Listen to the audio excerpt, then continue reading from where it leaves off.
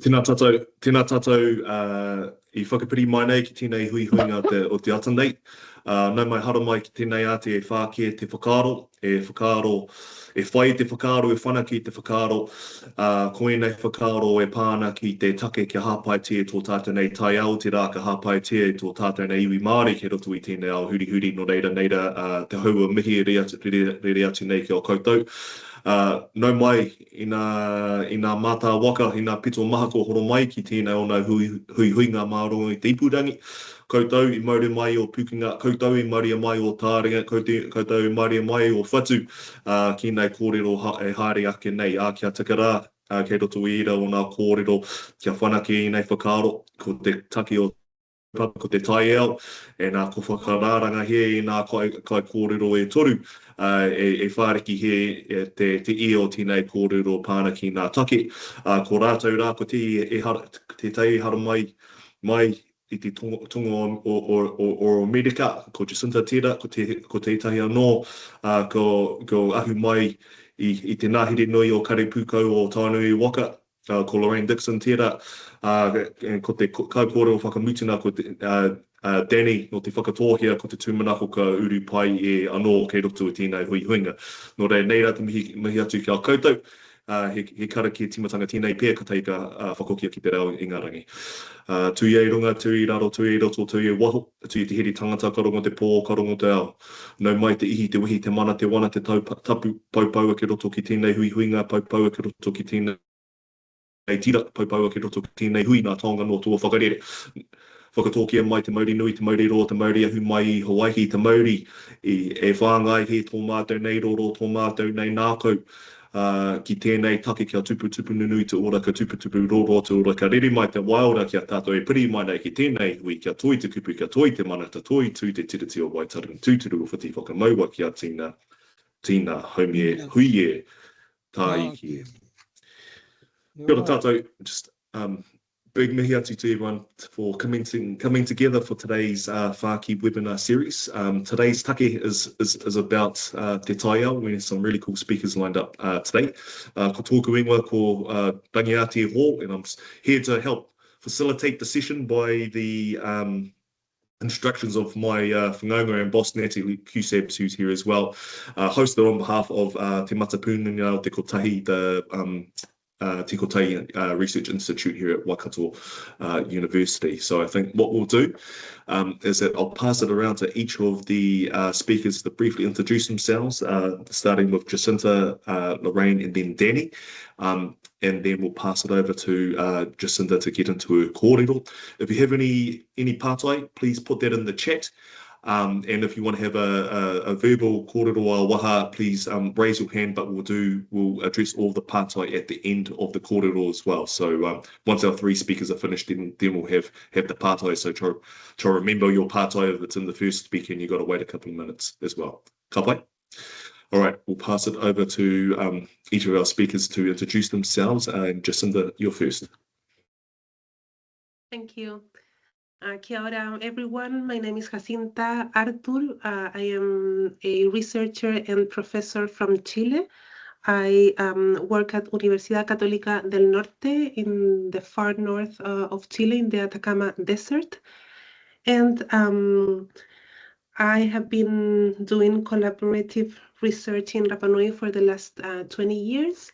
I am a professor in our PhD program, and I have Rapa Nui PhD students, which kind of brought me to, or incentivized me to put together this project with the Te Kotahi Research Institute that I will be presenting a little bit about today. Thank you very much. Lorraine, you're next. Hei paku whakamārama ko wai koe. Cool. Kia ora. Ko Lorraine Dixon taku ingoa, from Ngāti Whawhakia me Ngāti Naho. And my waka is Waikato. Currently the kaimahi at Waikato Tainui, I have been given the portfolio of the climate change for Waikato Tainui. So we have 68 marae and that we have to currently allow them to create their climate change adaptation plans. But that's just one of the portfolios that I have. The other portfolio is doing our taiao kaupapa, and the other portfolio that my boss has allowed me was to explore the horizons and to find new things and have my little pet projects on the side and when I do have time. And so today's presentation is about one of those pet projects that have evolved into something it evolved into something that aligns to this kaupapa that we have today. Beautiful. We look forward to getting into it. Our third kai kōrero is Danny Paruru from Te Whakatōhea, but I'm not sure if he's come back into this chat as we're setting it up. He was having some technical difficulties, so I hope he'll be able to connect back in by the end. Kia ora, kai konei au. Kia ora, ka wai, kōrero mai. Te tīmanogo kei te ki te mātou ki au, a koutou I ahau. Nō reira, ko Danny Paruru tōku ingoa no Te Whakatōhea. I'm the Iwi Development Manager for Te Tāwharau o Te Whakatōhea. Really privileged to be here today to share a little bit of mihi that we've been doing around looking at environmental management in our space, and in particular, while we go through commercial developments such as the mussel farm, the harbour development project in Opotiki, me rātu kaupapa. So thank you. I hope you can see me, but if not, kei te pai, I might be a quiet fly on the wall talking to you all this afternoon. Kia ora tātou. Beautiful, Danny. Glad to have you on the call. Ka pai. So we've got about 15 minutes for each speaker, and just again, if you've got any kōrero or pātai, please put them in the chat, or otherwise use those raise hand button, and we'll have a kōrero at the end of all of our three speakers. Ka pai. I think that will be it. I think we are actually good to go. So Jacinta, ko tuki te rākau ki a koe.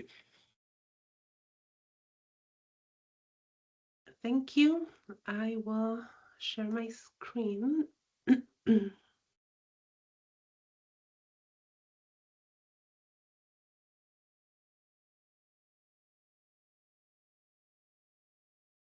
Can you see it?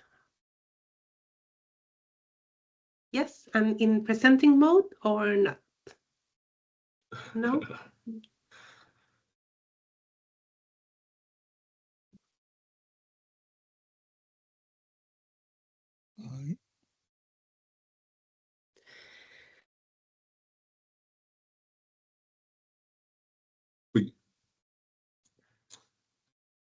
Okay. Yep, I think we're okay.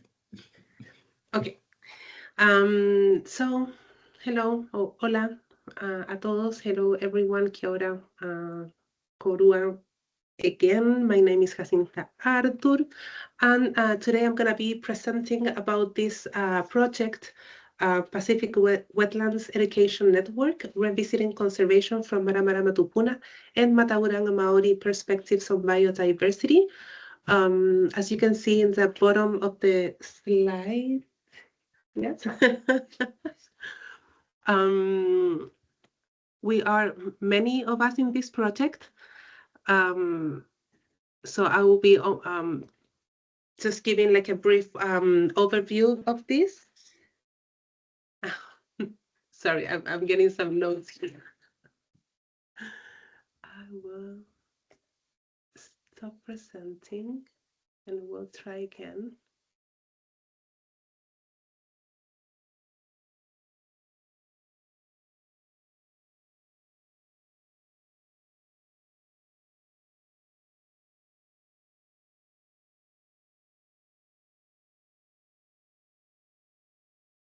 Now, better?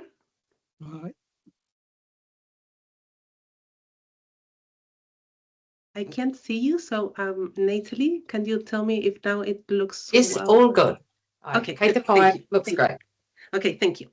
So as I was saying, we are a big group of researchers from Rapa Nui, some of them from Aotearoa, some others, and from Chile, some others like myself. So I wanted to first show you like the actual network of this project that is formed by UCN, or Universidad Catolica del Norte, through the Institute of Archaeological Research, where I am a researcher and professor, and Escuela Andina, our outreach program, together with the Buku, which is a research center, a Rapa Nui research center, which also brings us to whenua, the indigenous community that manages the national park. I'll tell you a little bit more about it. And Honga'a Reo Rapa Nui, which is the Kohanga Reo in Rapa Nui. We also have here the University of Waikato through the Tekotahi Research Institute, which has connected with Waikato Tainui and Whakatōhea to also be able to collaborate with them on this project. The network is also integrated by the Auckland University of Technology, and particularly the Faculty of Maori and Indigenous Development. And finally, by the University of Tarapacá, also in Chile, through the Department of Natural Resources. I was asked to provide a little bit of a context. So I wanted to first, because we don't have much time, I want to kind of blend context with positionality in our research. So first of all, I wanted to position our research in the critical perspectives on conservation, which understand conservation as a form of state territorialization when conservation is Western-driven, based on these strict conservation paradigms, or the old paradigm in conservation. So protected areas have become a vehicle for state territorialization in many countries, and have often been used by repressive states as a means to take greater control of indigenous peoples' territories and lives. In Chile, 90% of designated protected areas are at the same time the ancestral lands and waters of indigenous people. So here I wanted to show you a map made by the Elders Council in Rapa Nui in the 80s that connect the land with the different clans or mata in Rapa Nui. And also show you, well, a remake of that same map. And then on the bottom and bigger, you can see the map of the national park. So just a few milestones in the history of Rapa Nui after the annexation or the occupation by Chile, which took place in 1888. I selected these milestones just to be related to our topic today. Of course, I'm being very like anachronical here. So in 1935, Easter Island, Rapa Nui, was declared historical monument, the whole island. That same year, over 40% of the island was declared national park. With these two declarations, the state, the state initiated this process of patrimonialization or heritageization in Rapa Nui, which is another form, as I was saying before, of state territorialization in Rapa Nui, asserting sovereignty and occupation on Rapa Nui. In 1966, a civil rights movement arose in Rapa Nui, which ended in the Pascua Law, or the Easter Island Law. And in 2015, a land rights movement also developed in Rapa Nui, one among others, but I'm highlighting this one in particular because it ended or resulted in the national park governance by, or the reclaiming of the national park governance. The first photo you see here is just to give you a little bit of background of political statements in Rapa Nui. So you have the translation on the side. The first one is a sign that is outside the Rapa Nui Parliament, an Indigenous organization. And on the bottom, you can see another photo that's from that 2015 movement that took over all roads that went to the national park, so people couldn't get into the sites, and all those roads will have these signs with saying closed ancestral property. So re-signifying what for the Chilean state is national heritage. It was being re-signified now as ancestral property. We have, among many others, but I will only focus on this one in this presentation, we have many forms of patrimonialization or categories of protected areas in Rapa Nui. I'm showing here only the national park that you can see in the map. And at the bottom, it's also the marine protected areas. I will only focus on the national park though for this project. And these little logotypes that you see on the side are the Rapa Nui authorities that after this movement are the responsibles of managing and governing these protected areas.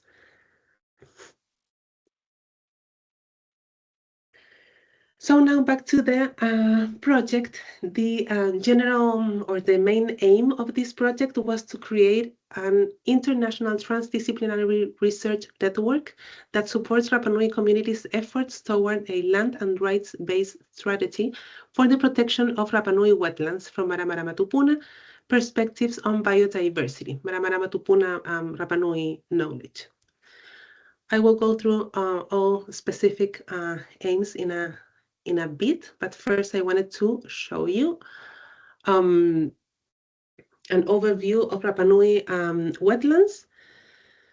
So here is the wetland of Ranokau. Here you have another photo. Then in the center of the island is the Quebrada Intermitente Abarangauca, which is in Rano Aroi. So these other images show them together because they're like from the same wetland system. And here, it is here, is Ranokau, another wetland that was very recently affected by a huge fire, which is why you see it with no water at the moment in that photo.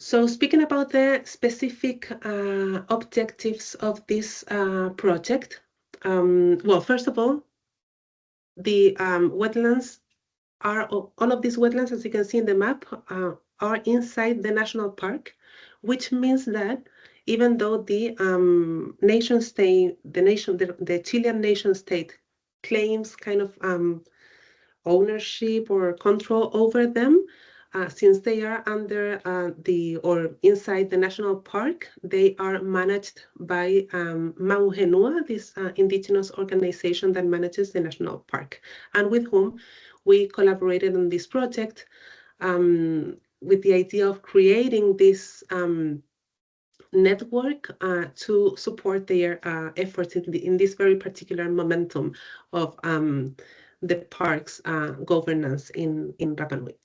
So the first goal was to revisit conservation paradigms from Maramarama Tupuna and Matauranga Maori perspectives on biodiversity, for which we did one research exchange in Aotearoa, that allowed us to collaborate on different workshops, meetings, and visits to wetlands with Waikato Tainui and Whakatōhea and Te Kotahi Research Institute in May of last year. And we also did a research exchange in Rapa Nui, including also workshops, meetings, and visits to wetlands with whenua, the Rapa Nui Authority I was just mentioning, Te Puku Research Center, the Kohanga Reo Rapa Nui, or Honga Reo Rapa Nui, and Koronio Te Waikawa, which is the Rapa Nui authority that manages the marine protected area. As a second goal was to build local capacities on wetlands conservation planning, restoration, and risk assessments. For that, we did in Rapa Nui one PhD seminar, which was an important event, a very unique event of a PhD program opening, first giving a full course in Rapa Nui, but also opening it to the Rapa Nui community. And also we gave or facilitated a workshop on Te Reo Te Mau Te Kainga, which is wetlands and biocultural diversity experiences from Rapa Nui and Aotearoa. Jacinta, just want to say in our last 2 minutes, Okay. just a heads up. Okay, yes. Then we also developed a proof of concept for a learning app on wetlands, and we did collaboration with the Kohanga Reo. And a last and important objective was to make recommendations for the management and conservation of Rapa Nui wetlands informed on shared lessons from Aotearoa. So going back to the main objective of this project, that was to create an international transdisciplinary research network. We did that, and I just want to show you a few images of how this network has been operating. There are relations, of course, with the team. I mean, we put together this team for the first time, and we are now all together on different other projects.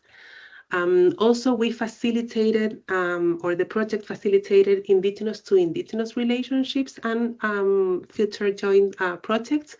Here you see some images of Rapa Nui authorities and also Waikato Tainui and Whakatōhea with the Rapa Nui team, or the team of the project.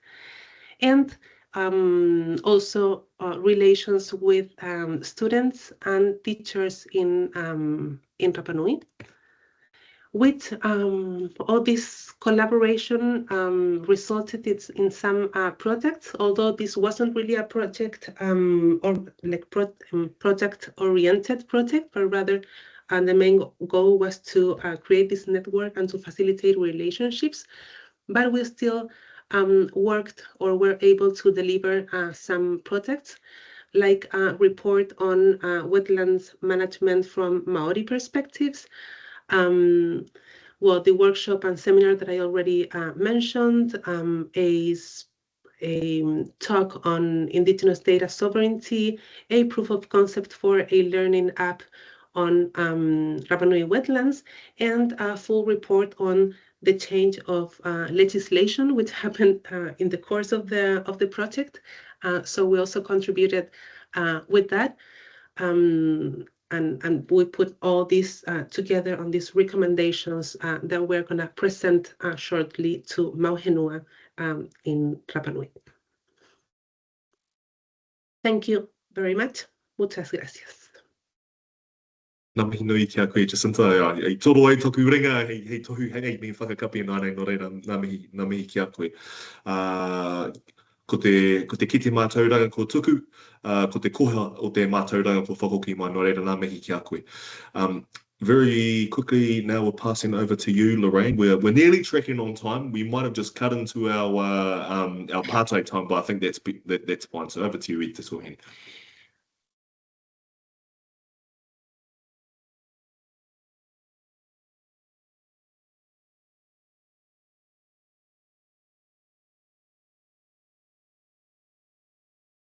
It's the last slide.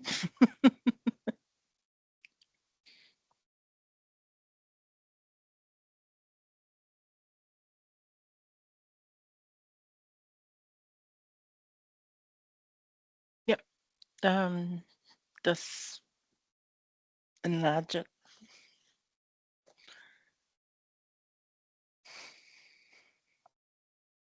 Only you can say that to your computer, eh? Enlarge.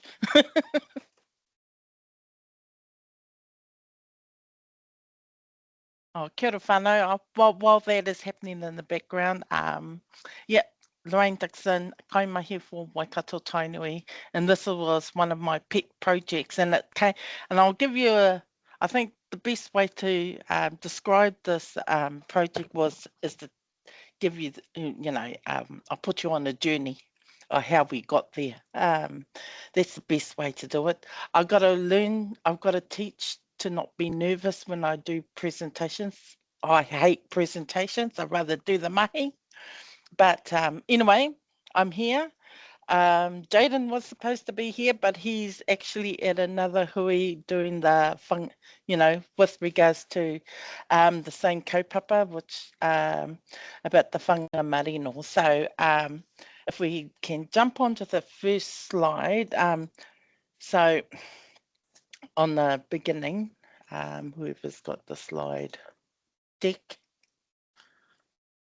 But anyway, yeah, so it's about what happens, when our whānau are starting to notice things that do not seem right, and yet the results are saying, oh, the whanga marino is fine, but we know that it's not. And it's also about asking those questions that nobody else asks. And it's also about creating our own tools, because the existing Western tools were not telling us what we needed to know. And so it became, what began as an observation by a people that eventually became part of an international Ramsar wetland report. But the most important part of this journey is not about the report itself. It's about how our people find a way to have their voices and observations and their concerns and responsibilities reflected in the story of our wetland whanga marino. So the key question that we were wanting to ask was, how do we purport? This was some of the aims that our whānau was giving, but I also morphed it to what my challenges, because this was a side project I was doing for my the whānau at Whanga Marino, was how do we report what our people wanted reported, and how do we measure our cultural relationship, get it out there, make an impact, create a better way of reporting and using the Ramsar as that vehicle. So if we can jump on to the next slide, I'll put you on the waka to show you how it's done, pretty much. So this is how we got here anyway. So when I was doing my lit research, because when the challenge came from a kōrero, well, it was a hui with different stakeholders, including the council and so forth. And one of the whānau members, who was a chair at that time, am I still here? Yep, you're good. Keep oh, okay. Yeah, who was a chair at one of the Māori our hapu trusts, had threatened to take whanga marino off the Ramsar list because no one was looking after it. And I kind of sat back and I was going, whoa. And he goes, well, actually, that's a good threat, because we have two pieces of protective mechanisms here, and we had the Ramsar, and we also had the Waikato River treaty settlement, and yet both of them weren't, having those two together, our whangamarino was still declining. So so this is, and it was a good one that the chair did at that time to put in that threat, because what it actually did was made people move. So yeah, so we also had a rahui because we wanted everything to stop at the whangamarino until we because we thought that whangamarino needed to rest. And so this was one of our whānau in the dawn, and we were doing karakia to initiate the rahui. And so that was the beginnings of this here, the early, you know, the reactions to the early warning signs caused by the increasing botulism outbreaks that was happening at around about that time. Next slide.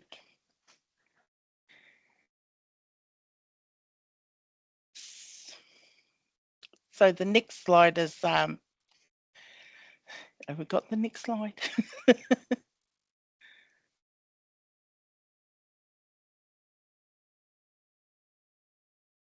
Yeah. So like I said, we were doing literature. I was doing the literature research to figure out, okay, what is Ramsar, you know, and how do you initiate a Ramsar? What's the reporting is all about? And this report here was actually my bench, my go-to report that Ramsar had created back in 2018. In that report, it talked about the 3 pillars, and it also talked about the Article 3.2, where it's it was growing. It was allowing for Indigenous participation in the Ramsar, whether it be restoring their wetlands and so forth. But this report, if you ever to understand Ramsar, I find that this report was a goodie. So once we kind of like realised that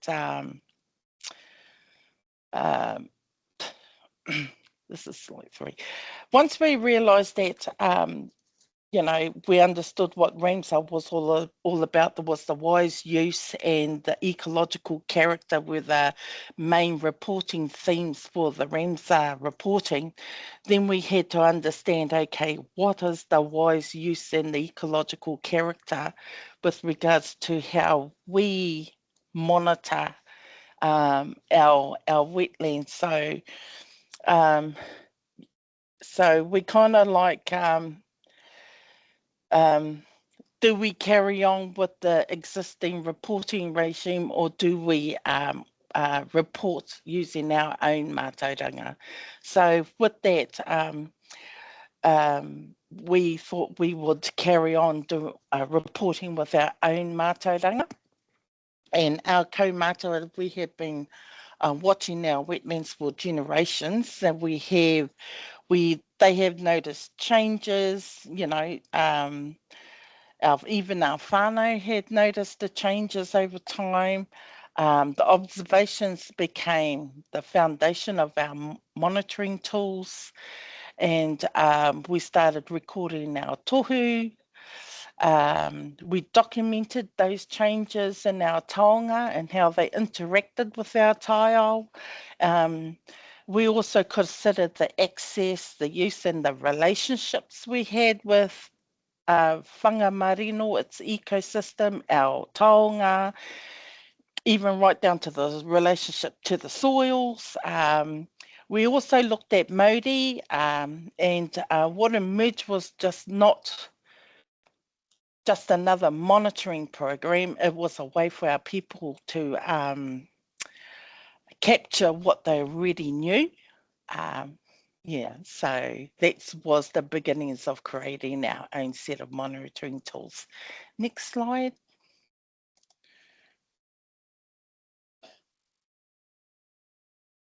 So because the Waikato River settlement was co-managing our tūpuna awa, I thought, okay, if we're co-managing, then we're going to co-write. That was the whole initiation of getting in there to co-write the RAMS report. So that was one of the opportunities that emerged, that came through our settlement arrangements, was through the co-management framework. And many people are familiar with the co-management framework of our tūpuna awa in its entirety, hence the reason why the wetlands are included. Yeah, and also taking into account the Article 3.2, where the Ramsar Convention recognises Indigenous peoples' traditional knowledge and treaty-based relationships, then that recognition created space for something different. And so instead of simply contributing information, we had the opportunity to help write the story. So co-writing mattered because it meant our observations sat alongside scientific observations. It wasn't, we didn't want our methodologies of our mātauranga to sit underneath science observations, and we didn't want it as an appendix, and we didn't want it as a consultation section. We wanted it to sit alongside the Western scientific observations.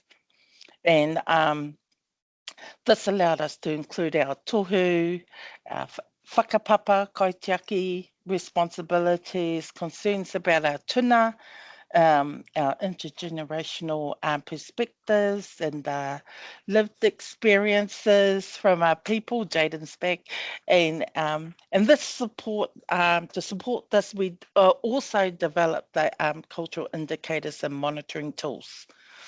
Big, thick book. And each indicator had a methodology, each methodology had a tool. And together they formed the structured approach to capture cultural evidence. And the framework was grounded in te mana o te awa, mauri o te repo, whakapapa e mana whakahaere. Those were the conceptual foundations of the actual report writing. And so what we were really doing was creating a bridge between Indigenous knowledge and formal reporting systems. So that was a bit of a game changer. And I think about that, because take that home, because and see how you know, the reporting systems need to capture the mātauranga. And I'll explain you why it's highly needed in the next slide. We've got our last 2 minutes, 2-minute call. Cool, ka pai, yeah. So, and you know, if you were to look at this from an Indigenous perspective, you get it straight away. You will get this straight away. Here, I'll just admit, Jaden. So this slide is probably the most important slide in this presentation. And when I think about the differences between the scientific monitoring and Indigenous monitoring, you know, I thought I'd just use this analogy. Indigenous peoples, we get it. But for those who do not understand the opportunity for Indigenous monitoring as part of the report writing, this will be something that they'll be quite interested about. So have that noted. So as you know, scientific monitoring can tell us whether the heart is beating. And, you know, such things as how many birds, what's the water quality, what are the nutrient levels, what's the biodiversity trends. They're valuable questions, but our people ask different questions, you know. What is our tohu telling us? What are our kaumātua noticing? What do these changes mean for our responsibilities? What does this mean for our mokopuna? And is our relationship with the wetlands improving or declining? So the difference is not about that one approach is right and the other one is wrong. The difference is that they are asking different questions. So when they combined, they provide a far richer picture of a wetland health than either approach can provide on its own. Ka pai? So last slide. Yep, work still needs to be done. And although we came a long way, this journey is far from complete. One of the lessons we learned is that creating tools is only the first step. And now we need to continue refining them, test them, strengthen them, to ensure that they remain useful for future generations. Our future generations can also, you know, there will be new tools for our future generations because mātauranga is ever evolving. People have this concept that mātauranga is from the past. It's never from the past. It's always evolving. And Indigenous monitoring is not a finished product, it's an evolving practice. And just like our wetlands, you know, they change over time, and our monitoring approaches must continue to grow and adapt to those approaches. Kia ora. Lawe te tōhine tēnā koe, kōrua ko Jaden. Ko tērā nā mātauranga ko tukuna mai, nā tūpuna o nehi rā ko tukuna mai kia mātou ki tēnei rā, o te rā kia tuku rātu ki nā raianga e heke moana no reira nā mihi kia koe me tō koutou nei mai ki roto i tēnei ao huri i tēnei āhuatanga, o ko te āhuatanga a rangi hoki. We're going to go very quickly to whakawhitia to te Whakatōhea ki te tai rāwhiti to Danny and his kōrero in our last 12 minutes. All going well, we do run a little bit over, aroha nui to our technological difficulties that we've had. So we're over to Danny now. Again, Pātai, we'll take it in, chuck anything in the chat, otherwise raise the hand and we'll get to everyone as best as we can in a timely manner at the end of Danny's kōrero. Kia ora tātou. I don't know if you can see me, aroha mai. Technology is not playing game today, but as long as you can hear me, that's the main thing. So we'll get straight into it. Just know that there's a little bit of short time. If you could just go back to the other screen, please. It's just a little bit bigger than this. I'll just go to the Kōwaio slide, please. Reira. Ko maki o te maunga ko Aotearoa, ko maramuti me waiawanga marae, ko ngā sirua me ngā tipati ngā hapu, ko te Whakatōhea te iwi, ko nukutere me mātāsua ngā waka, ko Danny Paruru tōku ingoa. I'm the Iwi Development Manager for te Tāwharau o te Whakatōhea, based this beautiful little town of Opotiki. And I've been privileged to have worked alongside many of our whānau in the environmental space, cultural space, and more recently doing a lot of research. And our marae on the picture there has been featured a couple of times already in Jacinta's presentation. Next slide, please.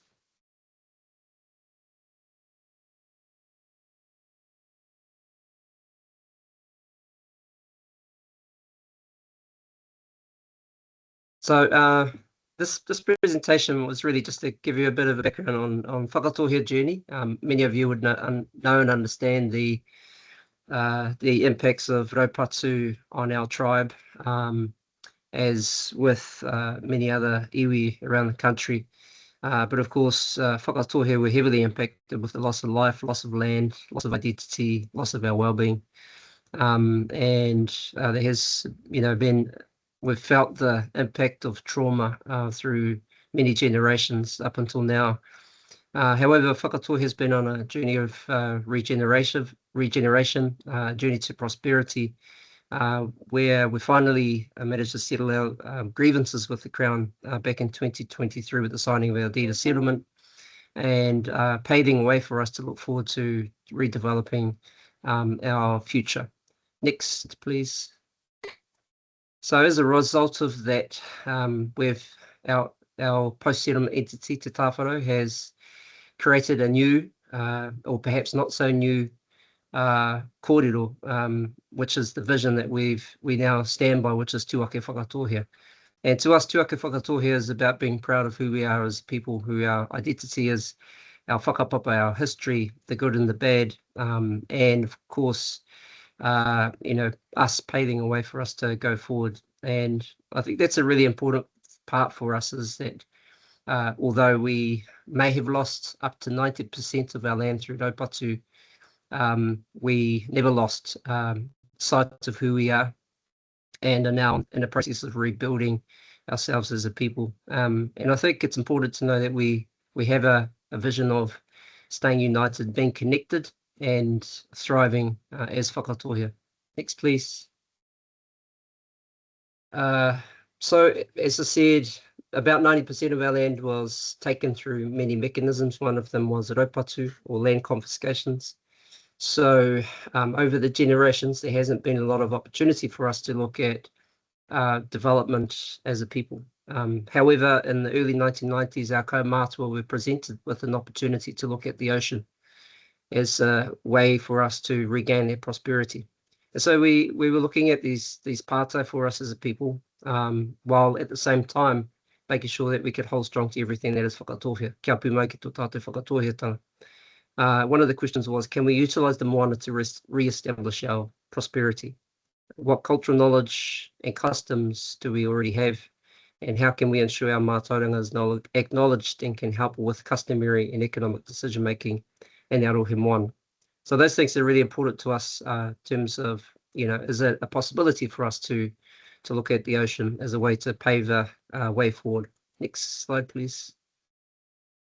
So in the mid-2010s, we worked alongside Cawthron Institute to develop a specific aquaculture strategy.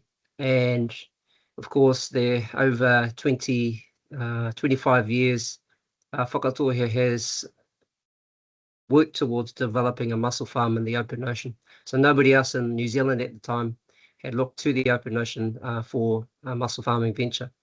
But to ensure that we had clarity on what we're trying to do for redeveloping economically, that we take into consideration the environmental impacts, and that we maintain control with our mātauranga in the development of these new initiatives.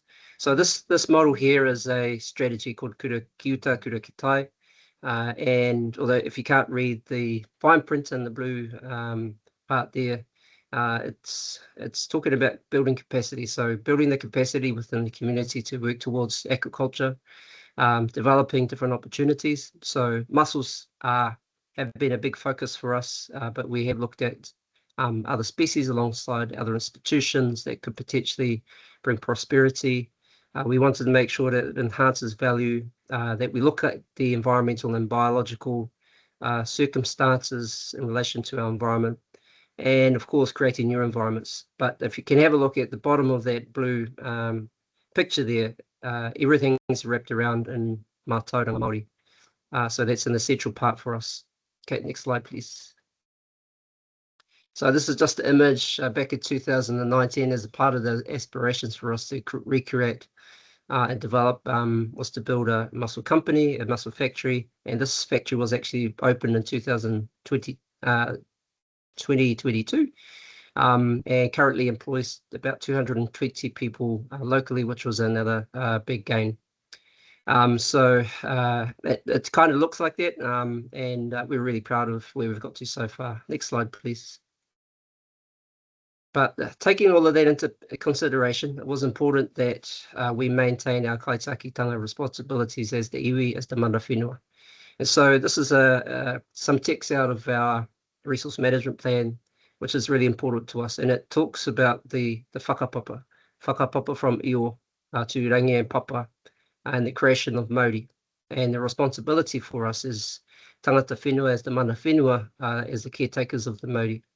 And so the traditions recount, how all things in nature are interrelated and interconnected via whakapapa, which symbolises the passing of mana from io to rangi and papa, and then to their children, the atua. And so this is something, I guess, that's inherent in all of us tangata Māori, but I guess for Indigenous groups is that we have this physical and spiritual relationship to realms that aren't necessarily recognised in the science field. But this is the responsibility for us to maintain the integrity of the Māori within those spaces. Ahakoa, kei te hanga ngā Pākihi hau, even though we're creating these new opportunities and initiatives, we need to maintain that with everything that we do. Next slide, please. So over the past 6 or 7 years, 2 years ago, we developed what was known as the Whakatōhea Moana Plan. It was like a resource management plan for the ocean, for our waterways, so that we could utilise our traditional practices as a way to make decisions in relation to development, but also in terms of our kaitaki responsibilities.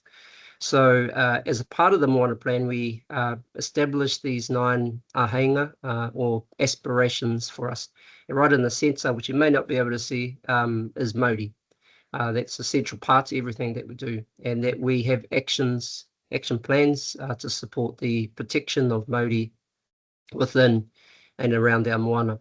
Going around the box there on the right is mātauranga, so ensuring that we have ability to share the mātauranga around the moana with our young people, our whānau, our hapu, for the protection of the moana, that we have our own tikanga, our different practices, kaitakitanga. We have our kai beds within the moana and the harbours and the rivers. So those are places that we want to continue to protect, so that in the future that our mokopuna can continue to gather kai customarily, just as we do today. Whairawa is really important. Whairawa talks about economic development, but in a way that is sustainable and is environmentally friendly. We also have a section there for rāhui, a specific practice of rāhui that all iwi have, but ensuring that we practice the tikanga that we have as Whakatōhea. Haumari talks about safety, safety for people, safety for the environment as well. And the last one there is about connection, hononga, to the whenua, to the kai gathering places, to the moana, to the awa. So these are the tikanga-led aspirations that were developed, so that when we go into spaces of development, that we utilise this particular model as a way to guide us in our decision making. Next slide, please. So as an example, this harbour entrance was funded by the government, about $100 million worth, and it was opened as a way to support the mussel industry. But to ensure that there were going to be minimal or no impacts on the environment, Whakatōhea were directly involved in the decision making as to what this would look like. So this is just before the harbour entrance was officially opened, and you can see the construction there. So just to give you an idea of the size, it's 120 metres in width from wall to wall. Each wall is about 450 metres long, and there's about 500,000 tonnes of rock sitting there, which opened up the harbour to allow for Whakatōhea development of the mussel farm. Next slide, please. So I guess just it brings us to, my last 2 slides, kaitiakitanga in action. That picture there where the circles are, that whole area is about 11 hectares. 11 hectares of reclaimed sand dune or land. And a part of our mahi was to restore the harbour environmentally. And so up until now, there's been about 80,000 plants planted over 2 years in this particular area, at over 14 hectares on both the eastern and western side of the awa. The results have been amazing. There's been an increase in dotterel population in this particular area where the circles are, and there's been an amazing natural regeneration of coastal biodiversity. So although the harbour entrance was important for us economically, we maintained some responsibility as the kaitaki, as mana whenua, to ensure that the environmental sustainability in and around that space was just as important as the entrance being opened as well. So this is early days, but this is a natural restoration area where over time the sand dune will start moving its way closer to the coastline. It's hard to gauge how big that area is, but as I said, it's 11 hectares. Next slide, please. And just to again acknowledge that all of the work that we've done has been with volunteer time, inclusion of our trustees of Te Tāwharau, our kaumātua, our whānau, our kaumahi, but also our tamariki, our mokopuna.